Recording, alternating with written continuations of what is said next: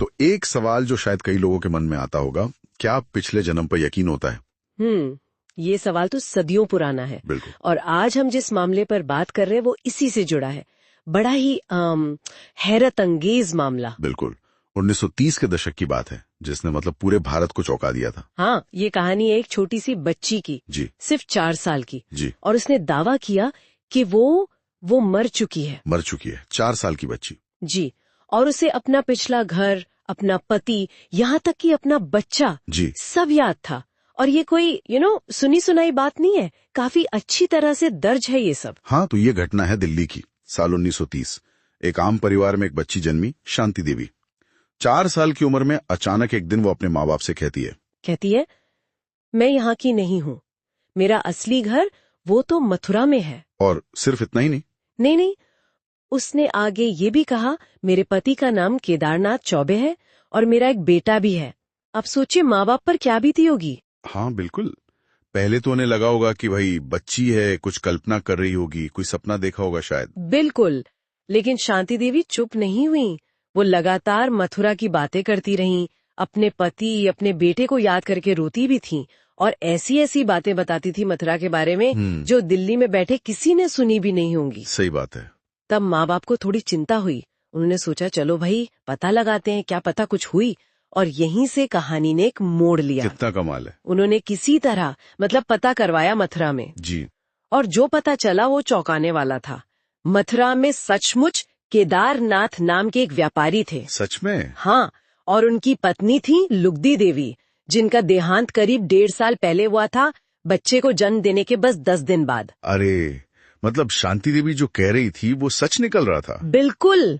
एक बच्ची जो कभी मथुरा गई नहीं, वो वहाँ के एक आदमी उसकी मरी हुई पत्नी के बारे में ये सब कैसे जान सकती थी?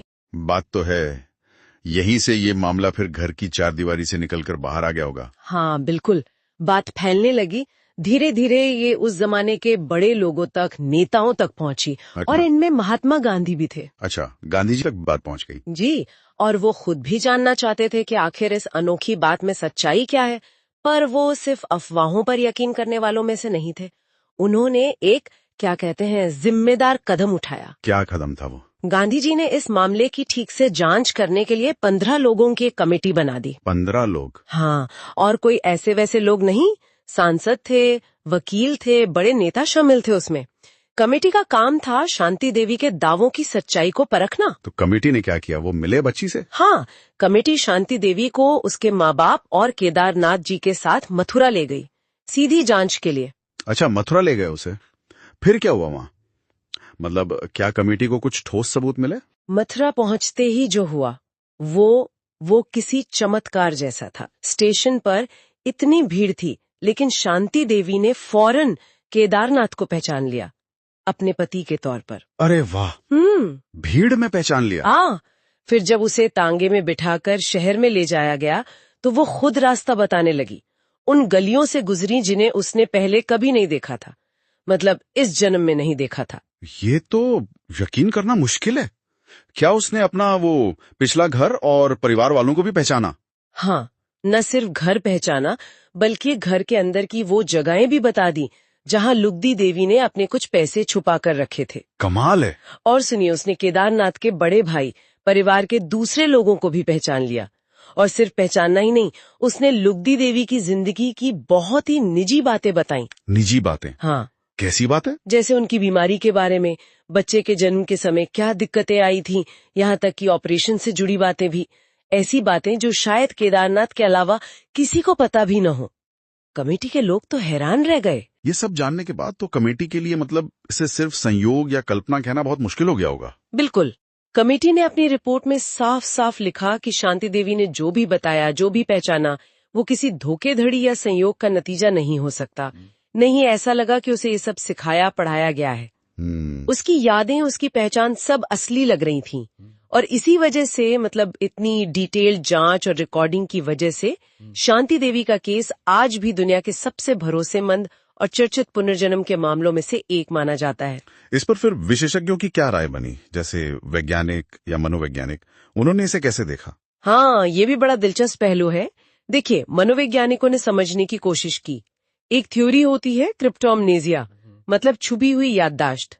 पर शांति देवी की उम्र इतनी कम थी और उसे मथुरा के बारे में कोई जानकारी नहीं थी पहले से, तो ये थ्योरी फिट नहीं बैठ रही थी। और वैज्ञानिक? कुछ वैज्ञानिकों ने इसे सिरे से नकार दिया क्योंकि ये उनके मौजूदा साइंस के मॉडल में फिट नहीं होता था।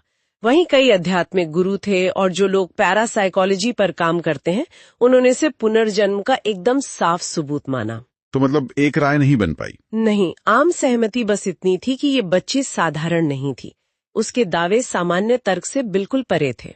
तो ये मामला आज भी हमें एक अनसुलझे सवाल के साथ छोड़ जाता है ना? हाँ, सवाल वही है, क्या शांति देवी सचमुच लुगदी देवी ही थी जो दोबारा जन्मी थी, या फिर ये चेतना का, कॉन्शियसनेस का कोई ऐसा राज है, कोई ऐसी गहराई है जिसे हम आज तक समझ ही नहीं पाए हैं। ये केस सोचने पे मजबूर करता है कि हमारी पहचान, हमारी यादें, हमारा होना, क्या ये सब वाकई बस एक ही जिंदगी तक सीमित है? ये ख्याल अपने आप में काफी गहरा है और शायद थोड़ा बेचैन करने वाला भी।